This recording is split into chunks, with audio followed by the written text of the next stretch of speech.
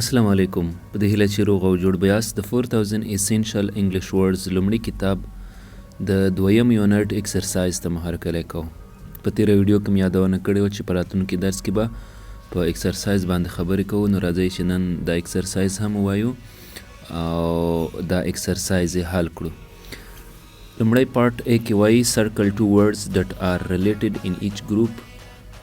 داسې دوه لغتونه سره سرکل کړئ یا کرښه ورنه تاو کړئ چې هغه په ګروپ کې سره ورته والی لري. راځو په یو کې په لومړي کې لیبراتوري ایکسپریمنټ شاوټ سمیل. نو لیبراتوري معاینه خانه او ایکسپریمنټ تجربې ته وایي. نو دا بی او ا لغتونه سره ورته والی لري. نو دا به داسې سرکل کړو. او په دویم کې بیا شاوټ چیغې وهل، کیرفولي احتیاطاً، کریټ جوړول او لاف خندا کول. نو دلته بیا لاف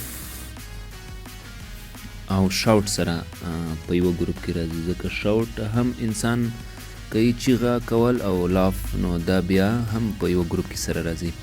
نروس خفا، ټریبل ډارونکی، اپروچ نږدې کېدل، ورس خراب. نو دلته بیا ټریبل خراب او ورس هم خراب ته وایي، یا ټریبل خراب یا ډرونکی او ورس خراب. نو دا بی او ډي لغتونه سره په یو ګروپ کې راځي. بیا په دې څلورم کې کیمیکل، سیکریټ، لاود، نویز. نو په دې کې بیا لاود او نویز په یو ګروپ کې سره راځي. لاود تیز غږ او نایز هم شور ته وایي. نروس خفا، ایډوینچر په سیاحت تلل، سیاحت او پروجیکټ پروژه او سکیر ډارېدل ته وایي، چې په دې کې بیا نروس تشویشي یا عصباني او سکیر ډارېدل چې دا بیا ډبي کې وایي. رایټ ا ورډ داسې یو لغات ولیکئ that is similar in meaning to the underlined part، چې دا لاین پارت شوي جملې ته ورته والی ولري یا سره سمیلر یا یو شان. نو ویلیام wanted to make a new thing. ویلیام غوښتل چې یو نوی شی جوړ کړي. نو دا لاندې کې بیا څه شی راځي؟ کریټ. دلته تاسې کریټ ولیکئ. I'm not having a fun. زه ساتیری نشم کولی یا ساتیری نه لرم. So let's go an exciting trip. راځئ چې یو هیجاني سفر باندې لاړ شو چې هغه به څه شی وي؟ ایډوینچر. نو ایډوینچر دلته ولیکئ. ځکه دا په ډیف دی لیکل کېږي نه، خو تاسې یوازې یاد ولرئ. او مالی asked me to get close to the desk and write my name. مسز ما ته وی ما نه پوښتنه وکړه to get close to the desk، نږدې ورشمه د ډیسک ته یا میز ته، and write my name چې زما نوم ولیکم. نو دا به بیا څه معنا لري؟ اپروچ. Don't worry, I won't tell anyone. سوچ مه کوه چې زه به چاته وایم your things، دا شیان that other people don't know، چې هغه به په نور خلک به په دې باندې پوه نه شي. نو دلته بیا کوم لغات به سم شي؟ سیکریټ. او پنځم کې I have to finish my special job. زه غواړم چې زما د سپیشل وظیفه ختم کړم before I can go home، مخکې له دې چې کور ته لاړ شم. نو سپیشل جاب به دلته بیا د پروجیکټ معنا ولري. دلته بیا پروجیکټ ولیکئ. check the mark on the one that suits the blank naturally.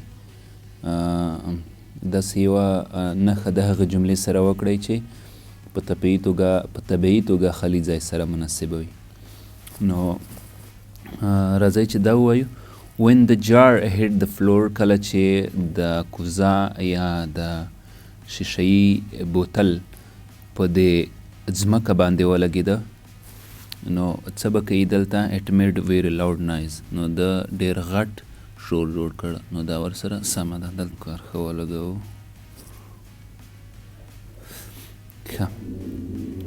when the sun went down، کله چې د لمر لاندې لاړ. the woods looked evil. نو د وودز یا د لرګي داسې ډارونکي غوندې ښکارېدل. نو دا دلته دا سمه ده. to test his idea the scientist، د دې لپاره چې هغه خپله هغه خپل فکر یا ایډیا ټیسټ کړي.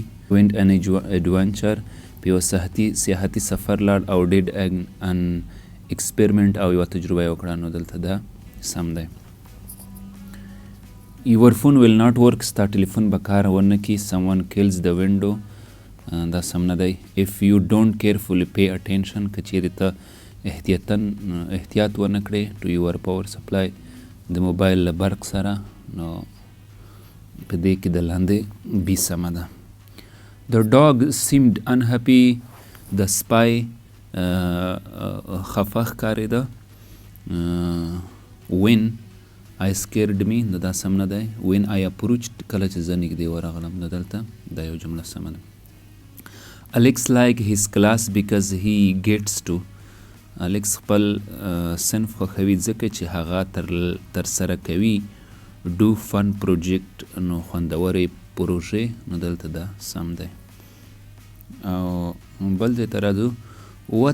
what is wrong with your hair څه شوي دي ستا په ویښتانو باندې. it looks like terrible دا خو ډېر خراب ښکاري دلته دا سم دی. it's a chemical دا غلطه ده. she is quite funny هغه ټوکي ده. we always نو موږ همیشه ورته laugh at her jokes نو هغې ټوکو ته خاندو دا په دې کې سمه ده. did you hear that تا اورېدلی دي.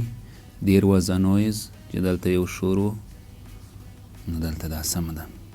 I have very important test tomorrow زه ډېر ضروري ټیسټ لرم tomorrow I will smell it زه به یې بوی کم نو دا سم نه دی. I am nervous زه ورته خفه یم یا ورته دغه یم ورته په سوچ کې یم نو دا سم دی. نو دا و د دویم یونټ اکسرسایز چې موږ حل کړو. د بلې ویډیو لپاره د بل درس لپاره به موږ د لیبراتوري ته راځو چې دا لغاتونه چې بولډ شوي دي دا یاد کړئ نو د هغې وروسته به په دې سټوري باندې تاسو ډېر ښه پوهېږئ. ډېره مننه. د نن ورځې درس ختم شو.